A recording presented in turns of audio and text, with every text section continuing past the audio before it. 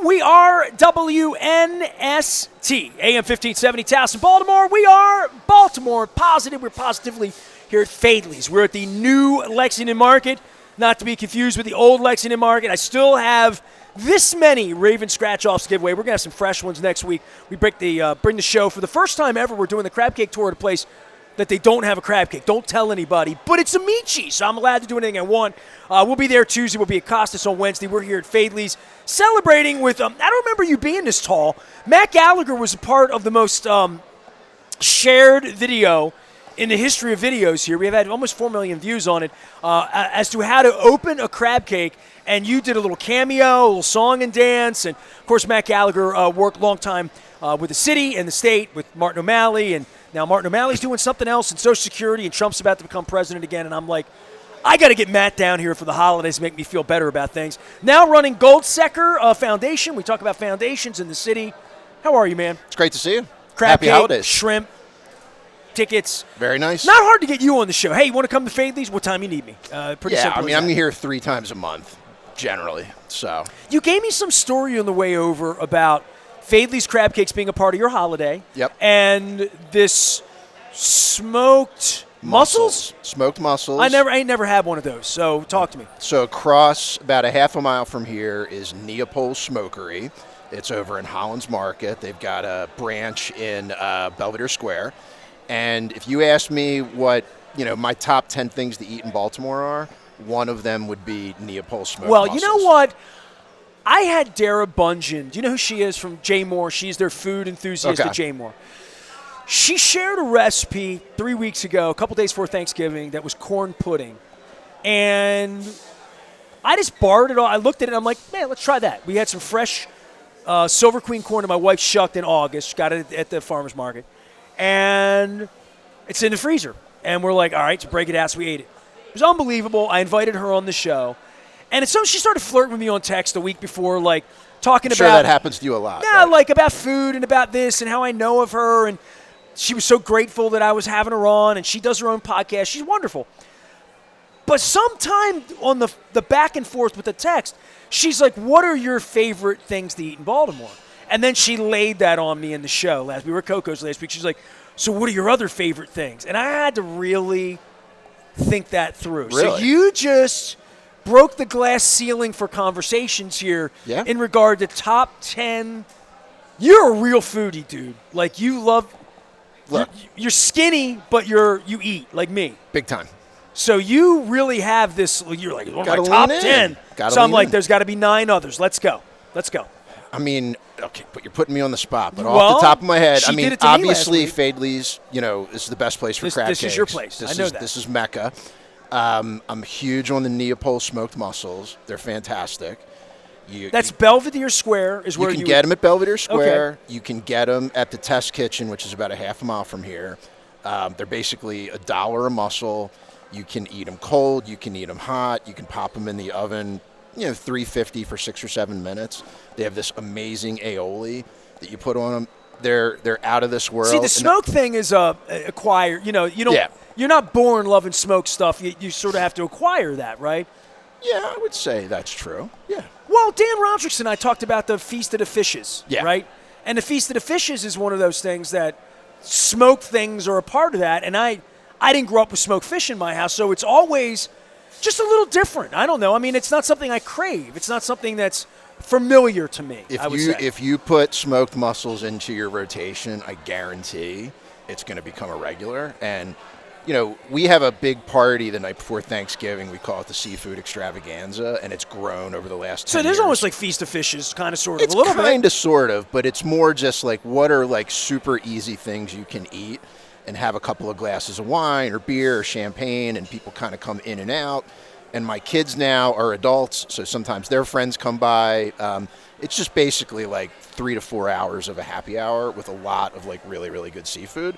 You come down here and you pick up some crab cakes, you throw them in the oven for 10 minutes, and they're good to go. You put the smoked mussels in, they're good in 6 or 7 minutes, and people are just like, oh my God, I can't believe how great this food is. And it's like, yeah, you go to Lexington Market and you go across to Hollands Market to We are Neapolitan. blessed in that way. It's fantastic. I mean, I say that to people all the time. Like, I love New York, and I'll go to New York. The thing I love about New York is I go there when there's good weather. It's flat, walk everywhere, and I am a grazer. See it in the window, eat it, pastries, pizza, whatever you want. Baltimore's more destination for me, where I think, like, if I were to take someone to my 5 places to eat, Amici's is one of them, right? Like, the Amici's meatball with the garlic cheese bread, forget about it. It's unbelievably good. Ekabin, tempura broccoli, I'll go to sleep on it. I think Coco's coconut shrimp with the raspberry jalapeno. This is how we got into this conversation, because I text Dara Bungeon. I text her, have you had a Coco's crab cake? She said, sure, I love I'll be there. So, and I'm like, but have you had the coconut shrimp? She said, no, it's like being here. If you haven't had the shrimp salad at Fadley's, unbelievable. I just had the steamed shrimp for the first time ever. Oh, they were great. So I think side dishes, the cucumber salad here is unbelievable. I wouldn't tell anybody, if you're going to Fadley's, you got to get the cucumber salad. It's unique. What are your other 8? Come on, man. You're like a foodie, so that's dude. You had an Asian joint you loved in Mount Vernon that you were trying to get me to, big time. A Thai joint. You had a Thai joint in Mount Vernon. Yeah, that Thai joint is closed now. It was a pop-up. They have one in Hamden, and they have one in Federal Hill, Coon 9 Thai. Very, very good. Like some of the largest portions of duck dishes I've ever seen. It's like $19, and you get this huge piece of duck, and you're like, this is fantastic. This is living. I don't know if I'm putting that on my top 10, so you kind of you jumped the line there a little bit. All right. Can we keep going here? You know, in the holiday season, you'll see me at Cingale for a piece of veal lasagna, usually sitting at the bar. Just nice glass of red wine, piece of veal lasagna, unbelievable holiday comfort food. I'm always up at Woodley Bakery on Belair Road, and if I'm there, I'm picking up Schmearcase, which is I've never had that. Look, now, I go to Woodley all the time, but I'm a peach cake guy. I know you're a peach cake guy. I'm a peach cake guy. You know? And what always happens is when I post about the Schmearcase at Woodley, you weigh in with, I can't wait, it's almost peach cake season, I'm going there. But you should pick up a Schmearcase. What the hell's a Schmearcase? It's a lighter, it's Smearcase, Schmearcase. All right. It's in the lower part of the counter when you come in. Well, there's always turnovers there. It's a German style lighter cheesecake. And everybody that we introduce it to is like, oh my God, I like cheesecake, but it's too heavy or it's too much. This is perfect. Is it custardy kind of cheesecake? Would you call it like that? No. I mean, look, I'm a big custard guy too. I mean, I would not call it custardy. I would describe it as a lighter style cheesecake. I get the custard pies at Woodley because they're delicious. And I also get them around the corner of Fenwick too. So Fenwick and Woodley, for me, I'm about their cookies. Yeah, they're great cookies. The chocolate chip cookies at Woodley are a top 20 item. Top 5 bakery item for me in the city. If I'm going cookies, I'm an Otterbahn guy. Oh, see, that's not my jam. Well, that's the thing. I'm not a burger guy either. Otterbahn used to be, they had a brick and mortar bakery, Loch Raven Boulevard in Northern Parkway. And I'm not the famous Gallaghers from Baltimore. I'm the firefighting Gallaghers from Baltimore. Okay. And our family and some of our other kind of families used to sell Christmas trees on that corner lot at Northern Parkway and Loch Raven Boulevard.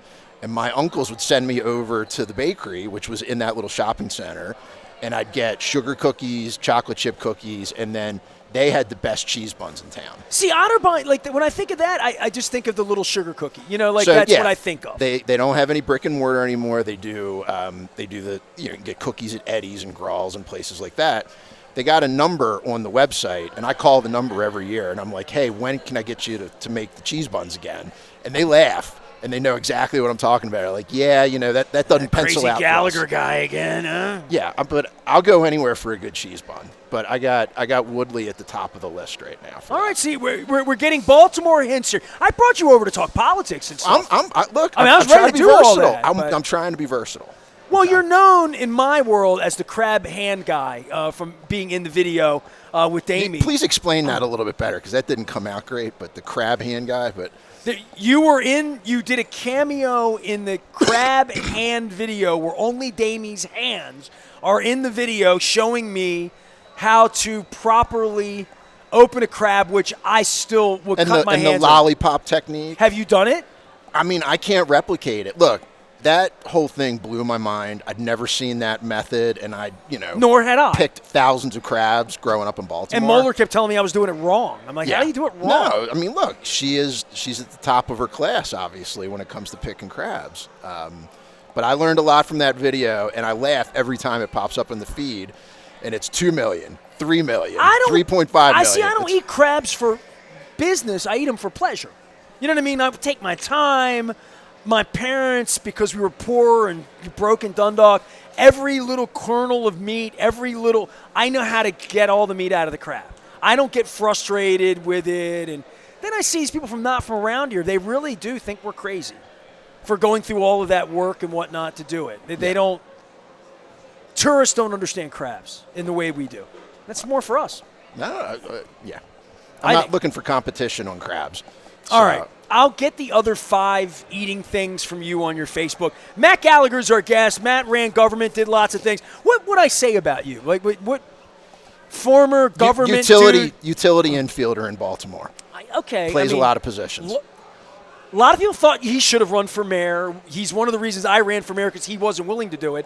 And you run Goldseker, which is a foundation. You do lots and lots of things in charitable spaces, community. I could bring you back during Cup of Super Bowl in February and talk about that. State of the city, state of politics, Trump running the country, bridge down, this crazy murder with the Mangione family. Like, end of year, if I'm doing an end of year with you, had you come here in January and I wouldn't have been here. You'd have been at the old Lexington Market in January. It's been crazy, man. And I don't know that I'm ready for the Trump thing. And I'm trying to get with people like you. And I see Martin's sort of lost his mind again and said, I'm going to get back in. And I want to have him on because, I think these last 4 or 5 weeks have been a weird little awakening to how to try to get used to that again. The dishonesty part of, did you lose the 2020 election, Mr. Trump? That's your opinion. Oh, boy, here we go again. And I'm not ready for that. So please get me ready. Where do you want me to start? At the beginning. Okay, I was giving you silence. I was born in Baltimore. No. It's been a crazy couple of months. It's been a crazy couple of weeks. Look, I think for the vast majority of people, when you talk about government, it's what they see every day. It's local. It's who's picking up their trash. It's the police. It's the fire department. It's the crews fixing the streetlights. Constituent services, as we say, right? Yeah, but it's the things that you interact with. And I think that when you kind of go up the food chain and you go local and state and then federal, people feel a lot more detached from those people who are in those leadership roles and those functions of government. You mentioned Social Security. I mean, they're sending out 70 million checks every single month. So for 70 million Americans, the most important probably function of government is that Social Security works and that those resources are there. 70 million is 1 out of 6 humans are Yeah, kind of sort of, if we have 400 million people, is that right? So 1 out of 6 humans is I'm about to get there. I'm 56. It's coming soon. I hope it's still there. And it's all they've known. Anyone that's 80 years old, their whole lifetime, this has been waiting for them since FDR told them when they were a kid. Yeah, literally. And it's probably the most important component of their retirement. So, that's a piece of government that really, really needs to function well, whether it's a Democrat or Republican, whether you're red, blue, green, purple, it doesn't matter. And the post office had to get the checks there at one point. Back in the day, yeah, that's a little more direct deposit now, but that's still a factor. Yeah, and I don't think there's a lot of people out there who want to rely on the post office right now. So, listen, I would not be as openly I don't know what to say about it. I witnessed this for 4 years. I can't believe anyone would want to sign up for this again on behalf of any of us. And here we are. And it's been normalized, and it will become normalized again very, very quickly once the fear gets out. I have an FCC license. he owns my license, right? Like literally under a dictatorship of whatever this would be and wherever. But the law is going to be tested, and our people are going to be tested. In a way, we're not at war, but in many ways, there is a civil thing going on here when I land in red states that I just don't understand, that I have a hard time explaining or even conceptualizing what this is going to look like and whether there's going to be an election 4 years from now. Well, I mean, when I think about local and when I think about Maryland, I'm really happy and pleased that I live in Baltimore, that I live in Maryland, and that we have policies and leaders and institutions that I think are generally pretty reliable. And when people say to me, like, how do you explain, like, what happened in Pennsylvania or North Carolina or some of these swing states, it's tough to answer because I'm not there, I don't have exposure to it, but I feel like here we have constructive conversations about how to pay for public education. We have expectations that are put on our leaders in terms of we want things to get better. We want public safety to improve. You look at a place like Fadley's, you look at a place like Lexington Market. Like you said, a year ago, we would have been a block away in a decrepit, kind of fallen down building, and Fadley's was literally propping up the whole Lexington Market. And right now, after a lot of hard work by a lot of different people, you've seen a very significant transformation in Lexington Market. This would have been a dream for you and Martin 20 years ago when you're running the city, right? Absolutely. And I mean, I think that there's money that is in Lexington Market that probably dates back to the time that Martin was in the governor's office, because these things take a lot of time. They're very complicated capital stacks. The real estate transactions are very, tough. And you have handoffs between administrations, mayor to mayor, governor to governor, developer to developer. And it's fantastic what Seawall and Tebow Mannequin were able to do, the Public Markets Corporation. I mean, right now in the city, there's a little bit of a rebirth of the public markets going on. Holland's Market just reopened. You've seen what happened at Cross Street. That's been revitalized. Broadway Market. People are starting to realize, like, hey, I go to Philadelphia, I go to Reading Terminal Market, I go to Seattle, I go to Pikes Market. They're like, these are fantastic places. Like, they're not just destinations, but they can be supermarkets too.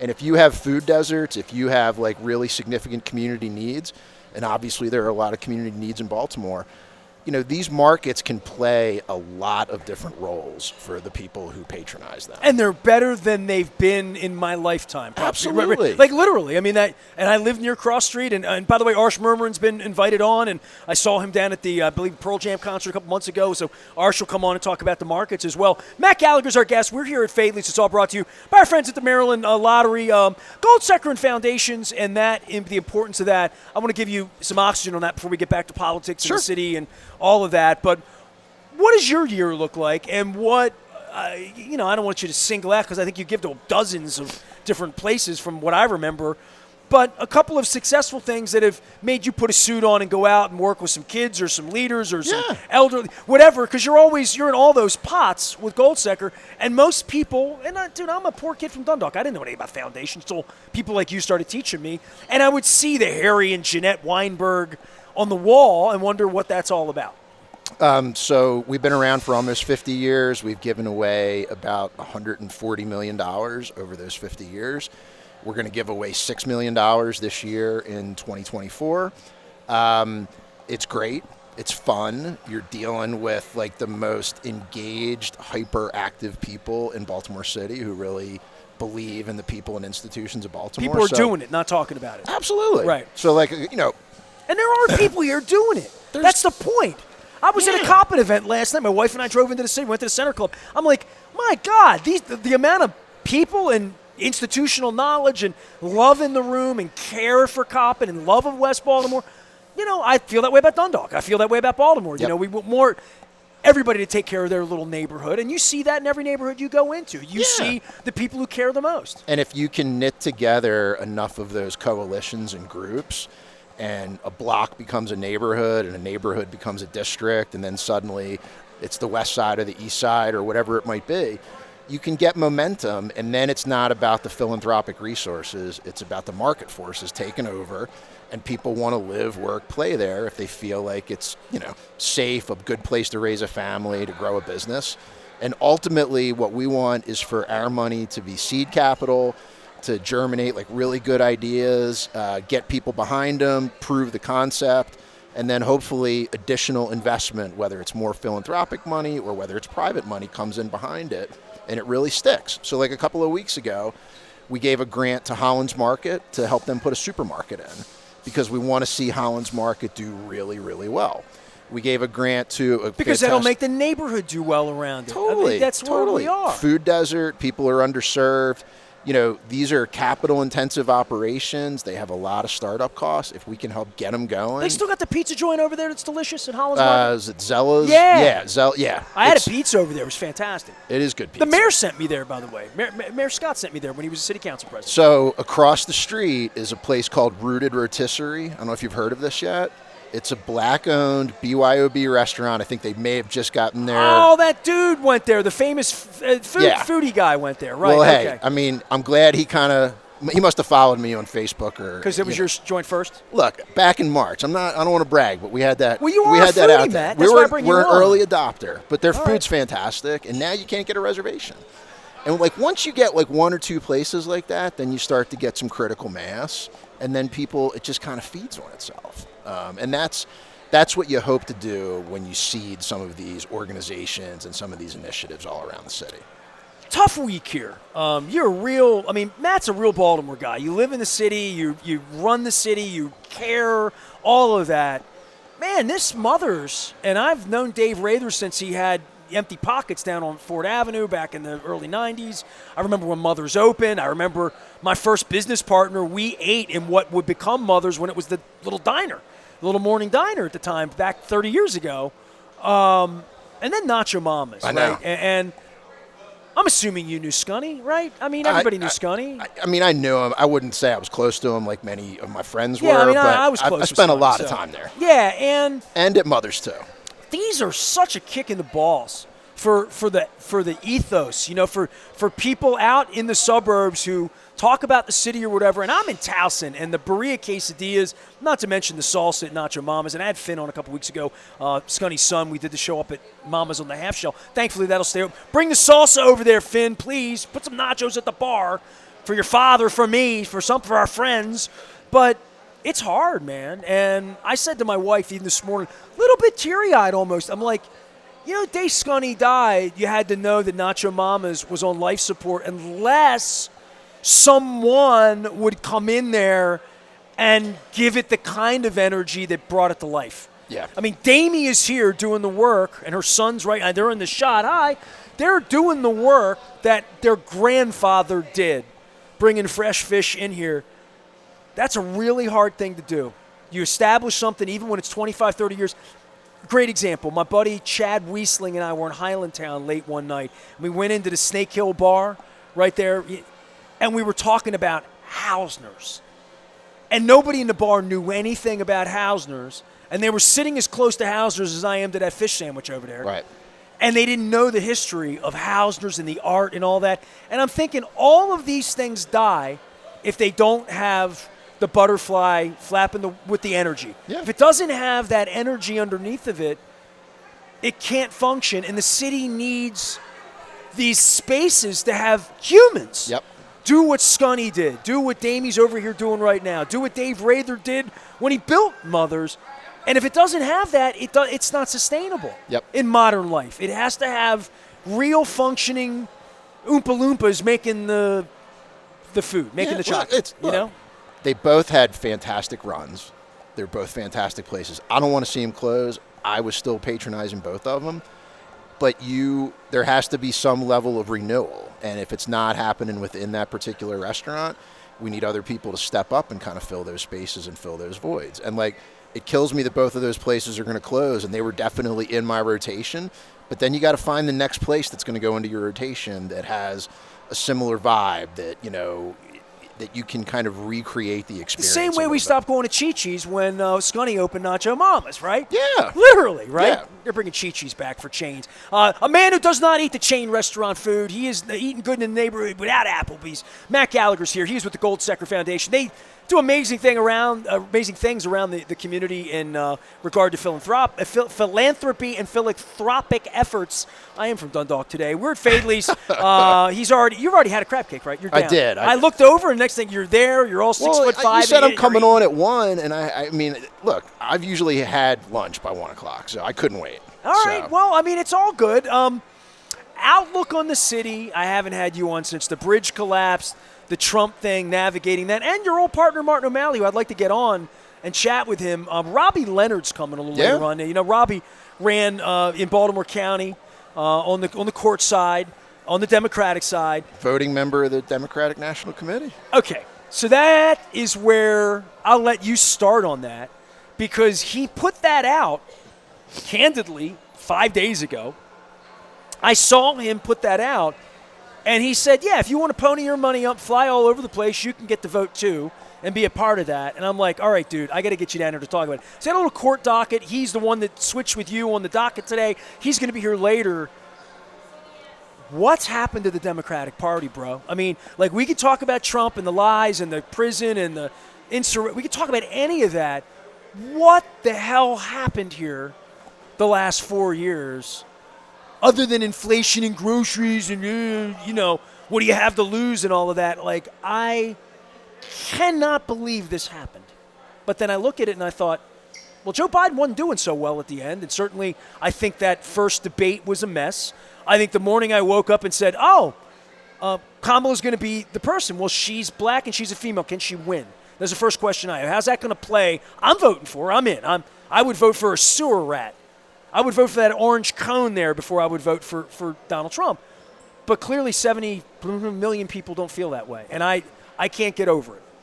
Look, I mean, we're a divided nation right now, and it's pretty razor thin in terms of the number of states and the literally tens or hundreds of thousands of people who are deciding elections right now. And there are just two very decidedly different worldviews in terms of what the federal government should be doing and what they're looking for in their leader. I mean, if you ask me, coming after COVID and all of the COVID shocks to the market and supply chains and all that type of stuff, was it crazy that inflation kind of went off the charts for a little while? No, it wasn't crazy at all. Like, that seems like a pretty reasonable thing. But, any economics class would have taught you that in 1983, right? Yeah. If there's a plague and a shut, if they would have given you that scenario in master's course of economics, you would say there will be hyperinflation. There will have to be. And look, in the same way, when we throw everybody with my skin color out of this country, good luck finding blueberries for $4 a quart. Right? But I mean, like, for a very significant part of the population, unless you were around in the mid 1970s, and I was a little kid at that point in time. Jimmy Carter lost an election. Jimmy Carter, and you saw the long lines at the gas tanks, which is probably one of my very first memories as a kid. The vast majority of people have never lived in an environment where there's 3 or 4% inflation, let alone 6, 7, or 8%. So that is a real shock. And very few people in our lifetime have lived through 4% unemployment either, right? I mean, the employment rate in this country was all-time high. Yeah. More people are employed than have ever been, capacity from what I understand, which is one of the reasons we have millions of undocumented immigrants who basically prepare every piece of food we have in this society. That's true. And if you don't respect that and understand that, then you're just, you're an idiot. I don't know what else to say. You're just not getting out. Well, I mean, look, it's really, really tough because I think for all of the economic indicators that we're going in the right direction and all the things that we're improving and all the relative stability there was over the last 4 years, if you're not feeling that and experiencing that in your own household, like, you're kind of missing the boat and you're still aggrieved, you're still upset, you still have a huge amount of anxiety. And I think that as a party, there has to be just an incredible and consistent and sustained emphasis on communicating everything that they're doing to make your life better, easier, safer, fairer, more equitable. Well, it's called Obamacare, and that was put on that by the Democrats or by the Republicans? It was put on it by the Republicans to disparage Barack Obama, right? And yet millions of people use Obamacare and have in their families, in their direct line over the last 10 years, had a medical situation that without it would have absolutely been catastrophic for their family, right? Nope, absolutely. And you think about all the 24, 25, 26-year-olds who are covered on their Mommy and families' daddy, policies right now. And there's no alternative to that. Like, that is the system. That is what's in place. And for all the people who railed against it, you don't really see any robust conversation about how to replace it, because there's just really no idea in terms of how to do that. So, well, that's the thing about the 4 years of Trump that I saw very clearly is, and through all of these campaigns and these hate speeches and these, lily white Nazi-looking rallies that have been going on, there's no policy. And you're the policy wonk, Matt Gallagher. You're the guy that's like, okay, we can vote for that guy, but at the street level, every program in the federal government has to function. Yeah. And all of the Matt Gallaghers that people like Martin O'Malley put you in charge of things, they're all miscreants who are there to fundamentally, Vince McMahon's wife is going to run education. She's never educated anything in her life other than herself. What's going to happen to transportation? I was talking to Bill Cole this morning on the show. I said, Pete Buttigieg, how's the bridge getting built? How's anything going to get built with people running the government who hate government, who literally hate the foundational principles of government, right? Yep. Look, I'm not saying this is good news, but the truth is that, the government survived a pretty rigorous stress test for 4 years. And I don't think a lot of us didn't want to see another stress test so soon, but we're going to get another stress test. And hopefully the institutions can hold up, and hopefully there will continue to be a very, very bright light shown on everything that's kind of going on, because you have to have transparency. Whistleblowing is what we need, right? Whistleblowing is going to be... There's been a lot of whistleblowing over the last 4 or 8 years. It's hard to say people didn't know what they were getting into with this choice and this decision. But the boxes of files in the bathroom at Mar-a-Lago are, But indicative. it's not going to be until there's new fallout from the decisions that are made. And look, you're very kind calling me a policy guy. I'm a policy guy. I'm into ideas. I'm into functional government. That's kind of where I made my bones when I was kind of, coming up in my professional career.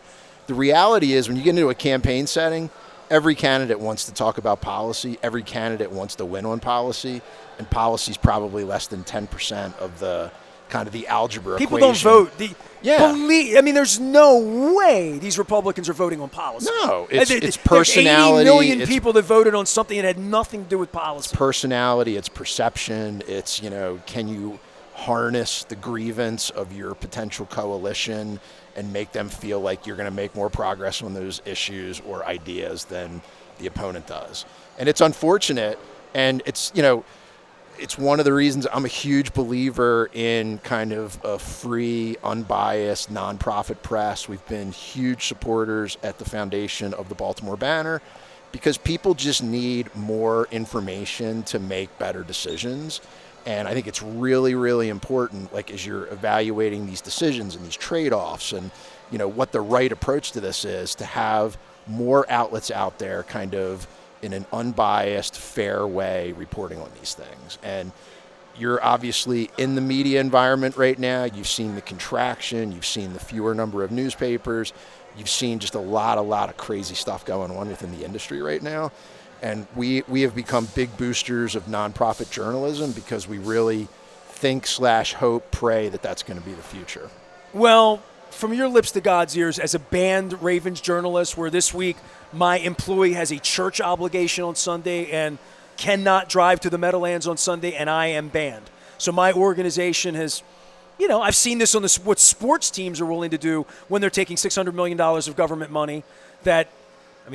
You worked in that environment. Giving any billionaire group $600 million worth of state money to fix up their shed is really far-fetched, but sports gets away with that. And I am Exhibit A on that side.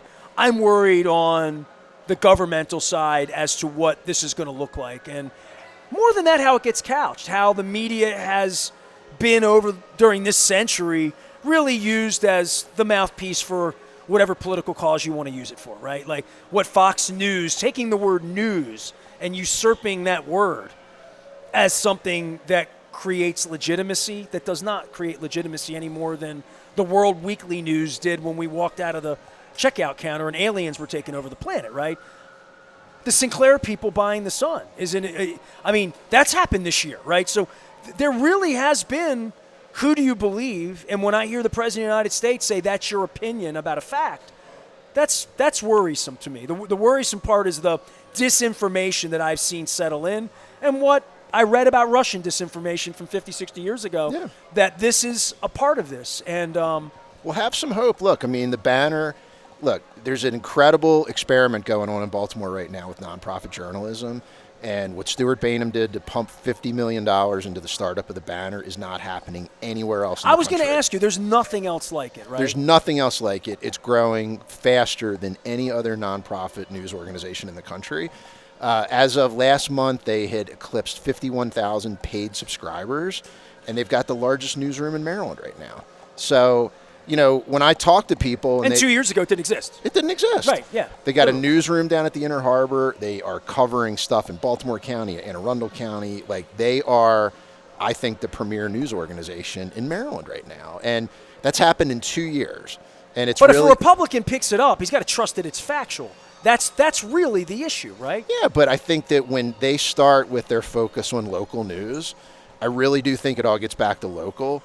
All these issues that you've ticked off, all these places, all of these kind of concerns about where people live in their neighborhoods, it's going to be authentic. People know that because they've been to places like this. They see, they know these pieces. You talked about the situation with the Mangionis, right now. An incredible family who've done amazing things in Baltimore, and they're going through this personal tragedy right now. You can't, go 3 feet without bumping into somebody who knows one of the Mangionis right now, and they're sympathetic to what that family's going through, and obviously the victim of what happened in New York as well. But when you start with a focus on local, you're local, I'm local. We know what's going on.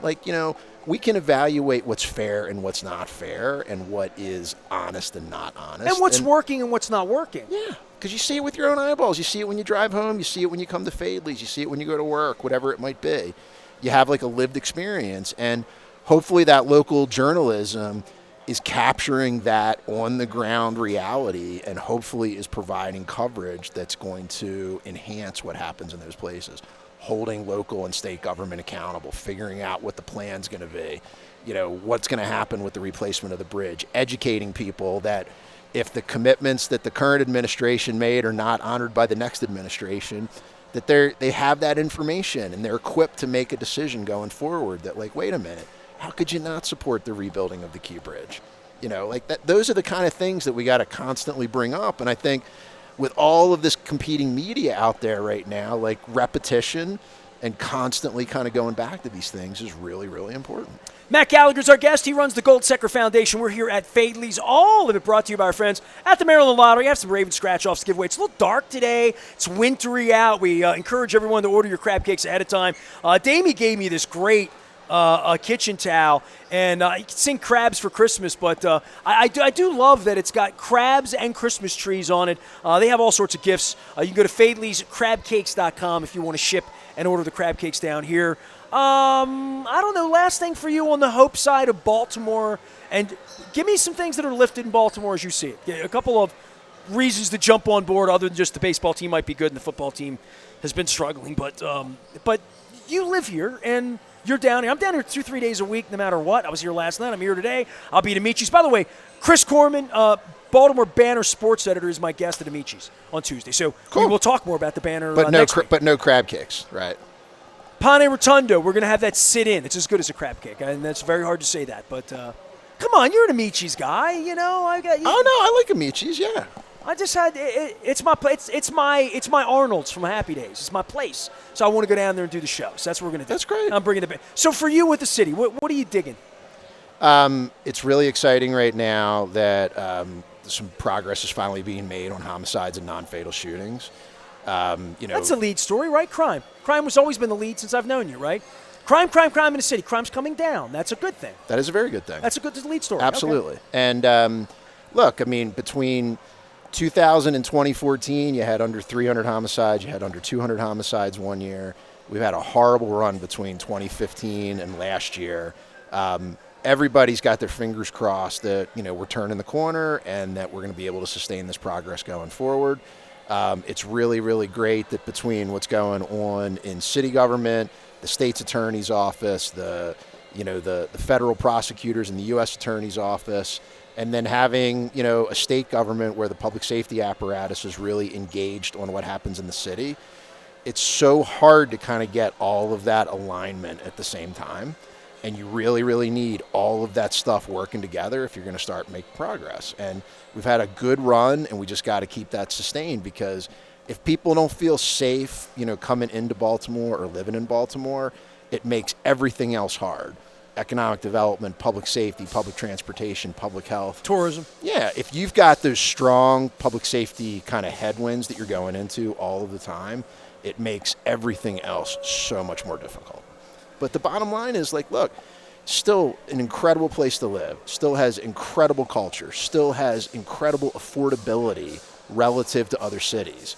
If you want to buy a house in Baltimore, it's a much more realistic proposition if you're a cop, a firefighter, or a teacher. Than if you're in LA. Than if you're in D.C. or any, Philadelphia city, or sure. New York. Yeah. And that's why you see a wave of these huge accomplished artists leaving New York and Brooklyn and all of these places and coming down here, because you can still get incredible affordability here, but you still have Amtrak and I-95, and you can access everything else that's going on the East Coast. Including the crab cakes here at Fadley's. Oh, yeah, the best. Matt Gallagher's here. It's all brought to you by our friends at the Maryland Lottery. I have Raven scratch-offs to give away. We'll be at Amici's on Tuesday. We will be on Wednesday wrapping up the holiday portion at Costas and Dundalk. We're actually doing it in the bar there next week. Lots of friends stopping by, too many to mention. I got Ruffin Bell from Coppin State going to be joining us here momentarily.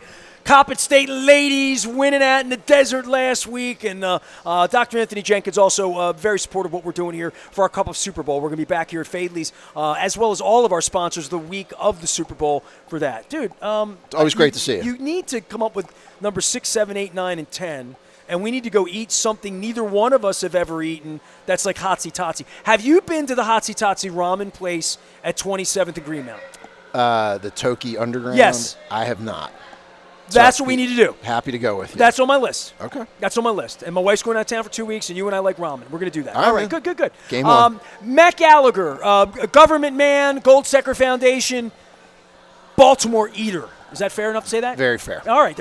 I'm Nestor. We're back for more here at Fadley's. Robbie Leonard's going to come by. We're going to talk about the Democratic National Party and voting and how people get elected and who the next person up is going to be in the Democratic Party, and I hope it happens soon. I'm back for more. We're at Fadley's. Stay with us.